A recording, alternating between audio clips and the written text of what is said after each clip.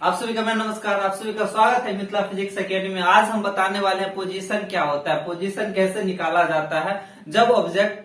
तो आइए शुरू करते हैं। पोजीशन, पोजीशन का मतलब है लोकेशन।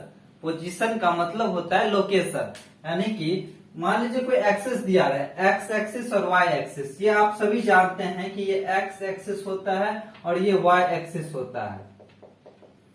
तो पोजीशन निकालना है। इसमें सोचने वाली बात यह है कि पोजीशन कैसे निकलेगा। तो पोजीशन निकालने के लिए आपको क्या क्या चाहिए, पहले ये जानकारी होना चाहिए। तो किसी भी ऑब्जेक्ट का पोजीशन निकालने के लिए आपको फर्स्ट ऑफ फर्स्ट चाहिए ऑब्जर्वर, जो देखने वाला हो उसे हम ऑब्जर्वर कहते हैं। मान लीजिए कोई ऑब्जर्वर यहाँ पे है, ये पॉइंट ओ है, यहाँ पे ऑब्जर्वर है, ये ऑब्जर्वर और ये जो है आपका ये पार्टिकल है कोई।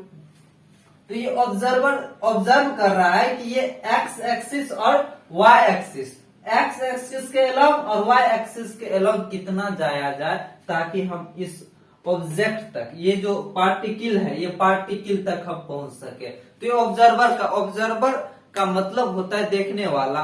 और आपको ऑब्जर्वर के साथ साथ क्या चाहिए, इसको स्टॉप वॉच चाहिए। स्टॉप वॉच क्यों चाहिए? क्योंकि तब डिपेंड करेगा टाइम इंस्टेंट के लिए या टाइम इंटरवल के लिए। तो ये आपको स्टॉप वॉच ही बता सकता है। जनरली घड़ी में सेकेंड का माप नहीं कर सकते, इसलिए स्टॉप वॉच चाहिए। किसके पास? ऑब्जर्वर के पास। इसके पास एक स्टॉप वॉच चाहिए और एक एक्सिस चाहिए। एक्सिस का मतलब एक्स एक्सिस और वाई एक्सिस, और एक्सिस के साथ साथ कोऑर्डिनेट चाहिए। कोऑर्डिनेट का मतलब क्या हुआ, जैसे आप लोग किसी राजधानी में रहते होंगे तो उसी राजधानी के कई जिले होंगे। इसी प्रकार से यहाँ पे ये कोऑर्डिनेट, ये ऑब्जर्व, ये एक्स एक्सिस है और ये वाई एक्सिस है, इसके बीच में कोऑर्डिनेट लेते हैं। मान लीजिए 1 मीटर, 2 मीटर, 1 मीटर, 2 मीटर। तो ये कोऑर्डिनेट लिए हमने। तो ये ऑब्जर्वर है। अब बताइए P, यहाँ जो पार्टिकल है यहां तक पहुंचने के लिए क्या करना पड़ेगा।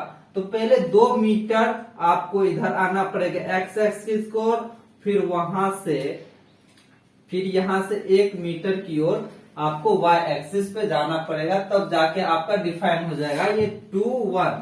तो ये क्या है? तो ये पोजीशन ऑफ पार्टिकल, ये पार्टिकल का पोजीशन बताता है। तो पोजीशन ऑफ द पार्टिकल, ये क्या बता रहा है? तो ये पोजीशन ऑफ द पार्टिकल बता रहा है। पोजीशन क्या बताता है? Position is the complete information about, position is the complete information about location of the position. Position का जो लोकेशन है, पोजीशन का जो लोकेशन है उसी को कंप्लीट बताता है, उससे हम पोजीशन कहते हैं। अब देखिए इसमें एक और बात है कि एक्स एक्सिस के लॉन्ग, वाई एक्सिस के लॉन्ग और आर एक्सिस के लॉन्ग क्या होता है। तो यह समझते हैं पोजीशन में हम 3 प्रकार से इसे डिनोट करते हैं, एक्स, वाई, आर।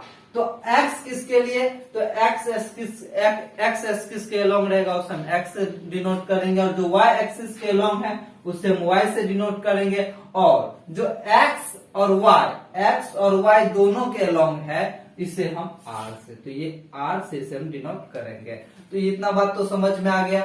जो एक्स एक्सिस के लॉन्ग रहेगा उसे एक्स से डिनोट करेंगे, और जो वाई एक्सिस के लॉन्ग रहेगा उसे वाई से हम डिनोट करेंगे। जो एक्स और वाई दोनों एक्सिस के लॉन्ग रहे उसे हम एक्स वाई एक्सिस से डिनोट करते हैं। तो यहाँ पे आप लिख सकते हैं इट्स यानी कि पोजीशन बताने के लिए, तो its position is the complete information, it's is the complete information, it is the complete information, position of location and particle। अब दूसरी बात आती है कि ये जो x और y एक्सिस है इसमें पोजीशन तो दिखा रहा है कि लोकेशन, पोजीशन क्या दर्शाता है? तो लोकेशन को दर्शाता है कि ये पोजीशन जो है, यहाँ पे जो पार्टिकल है ये किस स्थान पे है, किस पोजीशन पे है, तो देखिए नंबरिंग किए तो 2 मीटर और 1 मीटर यहाँ बीच में है, यानी कि ये एक्स एक्सिस और वाई एक्सिस के अलोंग यानी आर पे है, बीच में, दोनों के बीच में, तो ये पोजीशन दिखाया। अब इसमें दूसरी बात ये आता है कि ये जो एक्स है और जो वाई है, यानी कि कोऑर्डिनेट एक्स वाई और आर जो कोऑर्डिनेट है अपना, ये क्या होता है। तो सेकेंड नंबर टाइम। अब बात आती है कि ये जो पोजीशन है, पोजीशन किस पे डिपेंड करता है, टाइम इंस्टेंट या टाइम इंटरवल। जरा सोच के बताइए कि पोजीशन किस पे डिपेंड करता है, टाइम इंस्टेंट या टाइम इंटरवल। तो आप लोगों ने सही सोचा होगा कि टाइम इंस्टेंट। हालांकि जब ऑब्जर्वर यहाँ पे है तो ऑब्जर्वर ये देखेगा कि ये ऑब्जेक्ट जो है, ये पार्टिकल जो है सो कहाँ है, ये इसको नहीं पता है कि किधर से आया, लेकिन ऑब्जर्वर को जहां दिखेगा, जहां दिखा उसका मतलब टाइम इंस्टेंट। अब मान लीजिए आप रोड पे खड़े हैं सड़क किनारे, अब कोई कार तेजी से निकल गया, आप पीछे से तो नहीं देख रहे, आपके सामने आया तो आपने उसे पॉइंट माना, जिस पॉइंट पे मैंने कार को देखा मोशन में, तो आपका टाइम इंस्टेंट हो गया, टाइम इंटरवल, टाइम इंस्टेंट हो गया वहां पे। आप फिर आपको नहीं पता है जो कहां तक जाके रुकेगी गाड़ी, जब तक आपका नजर है तब तक टाइम इंस्टेंट, आप टाइम कैलकुलेट करोगे, लेकिन कहां से आए कहां को गया ये तो नहीं पता है। इसीलिए यहाँ पे जो ऑब्जर्वर है ये क्या बता रहा है, टाइम इंस्टेंट से शुरू होता है। तो ये भी पॉइंट नोट कर लीजिए कि पोजीशन डिपेंड करता है, पोजीशन डिपेंड ऑन,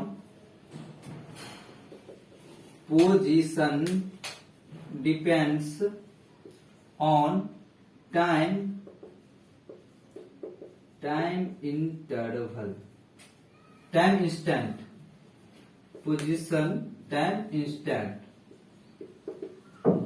तो देखिए यहां तक तो आप समझ गए कि बिना फ्रेम ऑफ रेफरेंस को समझे हुए, बिना फ्रेम ऑफ रेफरेंस को समझे हुए आप पोजीशन बताना मुश्किल है, क्योंकि फ्रेम ऑफ रेफरेंस का ही यूज करके हम पोजीशन को बता पाते हैं। वो कैसे, तो आप लोग तो जान ही गए, जो फ्रेम ऑफ रेफरेंस में क्या सब आवश्यकता होता है, वह तो पहला ऑब्जर्वर, दूसरा स्टॉपवॉच, तीसरा एक्सिस, चौथा कोऑर्डिनेट। तो आपने एक एक बारीकी से समझा है कि स्टॉपवॉच क्या होता है, स्टॉपवॉच क्या होता है, एक्सिस क्या होता है, कोऑर्डिनेट क्या होता है, तो आपने बारीकी से इसे समझ लिया। तो अब आगे समझाते हैं कि इसे छोटा छोटा टर्म को आगे लेते हुए बेसिक मैथ में हम आपको डिस्प्लेसमेंट बताते हैं कि इसका डिस्प्लेसमेंट क्या होता है। जब लॉन्गेस्ट डिस्टेंस रहे तो उसको हम कैसे शॉर्टेस्ट डिस्टेंस में निकालते हैं, आर एफ माइनस आर आई। तो आइए उस पर चर्चा कर।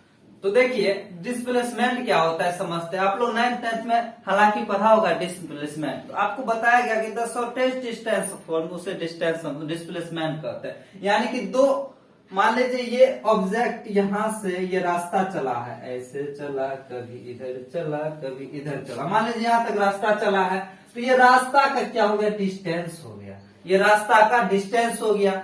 इसमें न डायरेक्शन दिख रहा है, डायरेक्शन दिख रहा है, मैग्नीट्यूड है, किलोमीटर तो है, लेकिन डायरेक्शन नहीं है। तो ये एक और बात है डिस्प्लेसमेंट की, जो आप 9th में पढ़ी होगी। पहला बात, ये जो डिस्प्लेसमेंट होता है भाई साहब ध्यान दीजिएगा, डिस्प्लेसमेंट, डिस्प्लेसमेंट में अगर डायरेक्शन की बात करें, डिस्प्लेसमेंट में अगर डायरेक्शन की बात करें तो बताइए डायरेक्शन होता है कि नहीं होता है, और डिस्टेंस में होता है कि नहीं होता। तो डिस्प्लेसमेंट तो आप लोग को भी पढ़ा रहे हैं, सोचिए डिस्टेंस में होता है कि नहीं, तो ये डायरेक्शन लेस, आपको पता चल रहा है कि ये क्या डायरेक्शन है, कभी ऊपर आ रहा है, कभी नीचे आ रहा है, कभी ऊपर आ रहा है, कभी नीचे आ रहा है। अगर और मैं टेढ़ा मेढ़ा करूं तो इसको मैं ऐसे भी कर सकता हूं, ऐसे में जैसा मन वैसे कर सकता हूं। तो ये क्या है, यहाँ पे कुछ डायरेक्शन का हमको पता नहीं चल रहा है, लेकिन अभी मैं आपको डिस्प्लेसमेंट बताऊंगा, तब आप जानिएगा कि इसमें डायरेक्शन कैसे होता है। लेकिन डिस्प्लेसमेंट में डायरेक्शन होता है, लेकिन डिस्टेंस में नहीं होता है। देखिए ये आपका क्या हो गया, डिस्टेंस हो गया। मान लीजिए मैं पटना से दिल्ली चला और मुझे ऐसा ऐसा रास्ता को कवर करना पड़ा, उसके सहायता से हमने यहां तक दिल्ली तक पहुंचा। ये पटना था वैसा, पटना से हमने दिल्ली चला। अब देखिए, अब हमको बताना है डिस्प्लेसमेंट क्या होता है। तो डिस्प्लेसमेंट ये जो इनिशियल जहां से हमने चलना प्रारंभ किया, जहां से स्टार्ट किया हमने चलना, उसे हम कहते हैं इनिशियल पोजीशन। अभी हमने आपको बताया है कि पोजीशन क्या होता है। अब मैं बताऊंगा कि इनिशियल पोजीशन क्या होता है। तो यहां से चलना शुरू किया, इसे हम कहते हैं इनिशियल पोजीशन, और जहां पहुंचे उसे हम कहते हैं फाइनल पोजीशन। तो भैया समझने वाली बात यह है कि इनिशियल और फाइनल के जो बीच का जो डिस्टेंस रहता है, छोटा वाला डिस्टेंस, उसे हम कहते हैं डिस्प्लेसमेंट। ध्यान दीजिएगा, इनिशियल पोजीशन और फाइनल पोजीशन के जो बीच का जो ये जो आपको डिस्टेंस दिख रहा होगा, ये डिस्टेंस जो दिख रहा होगा, यही है क्या? तो डिस्प्लेसमेंट। बताइए इसमें डायरेक्शन है कि नहीं है? बताइए जरा, इसमें डायरेक्शन है कि नहीं है? जरूर है। क्यों है? क्योंकि यहाँ पे आपको फिक्स डायरेक्शन दिख रहा है, नॉर्थ से साउथ या ईस्ट से वेस्ट। लेकिन आप जो डिस्टेंस कवर किए इतना, तो आपको डायरेक्शन कहीं दिखे न रहा होगा। अब मान लीजिए मैं बोलूं, आपसे कोई पूछे कि आपको पटना से दिल्ली जाना, आप एक्यूरेट डायरेक्शन नहीं बता सकते। आप डिस्टेंस में बताइएगा कि 5 मीटर इधर जाओ, फिर उधर जाओ, फिर इधर जाओ, फिर उधर जाओ, तो क्या हो जाएगा? कंफ्यूज हो जाएगा। लेकिन आपको डिस्प्लेसमेंट बताना रहेगा, शॉर्ट डिस्टेंस, तो आप बता सकते हैं उससे। तो देखिए ये समझने वाली बात। अब एक बात और बताइए कि डिस्प्लेसमेंट कौन सी क्वांटिटी है, स्केलर क्वांटिटी या वेक्टर क्वांटिटी? स्केलर क्वांटिटी या वेक्टर क्वांटिटी, जल्दी बताइए। तो देखिए स्केलर क्वांटिटी में क्या होता है? स्केलर क्वांटिटी का मतलब है जिसमें केवल और केवल मैग्नीट्यूड हो।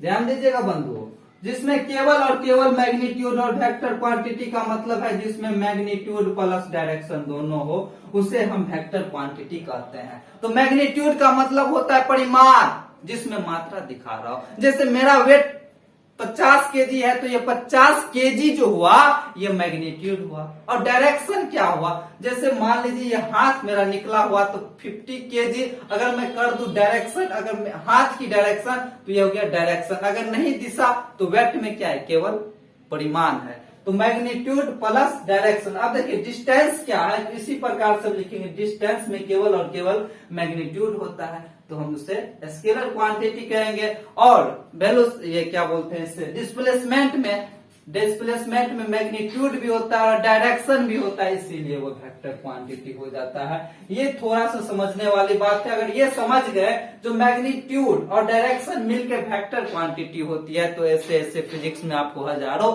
राशियां, हजारों क्वांटिटीज पढ़ने को मिलेगी। वेलोसिटी क्या होता है, डिस्टेंस क्या होता है, स्पीड क्या होता है, एवरेज स्पीड। तो इस प्रकार से आपको स्केलर क्वांटिटी, वेक्टर क्वांटिटी पकड़ने में दिक्कत नहीं आएगी, अगर समझ गए जो मैग्नीट्यूड क्या और डायरेक्शन क्या होता है। जी धन्यवाद। आज का लेक्चर इतना ही। अगर आप लोग को समझ में आया हो, अच्छा लगा हो, तो प्लीज इस चैनल को लाइक, सब्सक्राइब एंड कमेंट करके